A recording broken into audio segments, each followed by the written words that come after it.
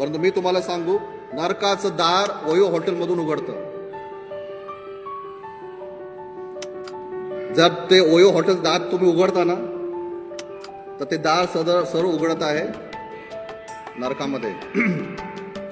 थोडंसं मला स्पष्ट बोलण्याची परमिशन द्या, कारण मला ते बोलायला आवडतं. तरुणांसाठी विशेष करून आहे की तुम्ही तुमचे शारीरिक पवित्रता लग्नासाठी राखून ठेवा. तुम्ही तुमची शारीरिक पवित्रता बॉयफ्रेंड गर्लफ्रेंड सोबत तुम्ही आपली शारीरिक पवित्रता हरून बसू नका. कारण ज्या बेडवर जर तुम्ही तुमच्या बॉयफ्रेंड सोबत लग्नाच्या आधी जाता किंवा गर्लफ्रेंड सोबत जाता, तुम्ही हे गोष्ट लक्षात ठेवा की त्याच बेडवर कितीतरी पोरी झोपलेले असतील.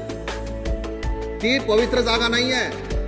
आणि ज्या ठिकाणी असे पाप होतात त्या ठिकाणी दुष्टात्म्यांना आणि पापाला आणि श्रापांना आणि सरते शेवटी नरकासाठी तुम्ही दार उघडत आहे. आणि मग तुम्ही आमच्याकडे याल की प्रार्थना करा. काय प्रार्थना करणार? काय प्रार्थना करणार? आणि प्रभू क्षमा कर.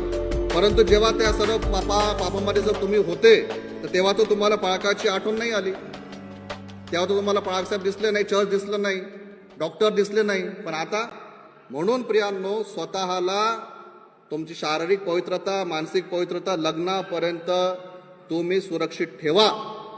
जर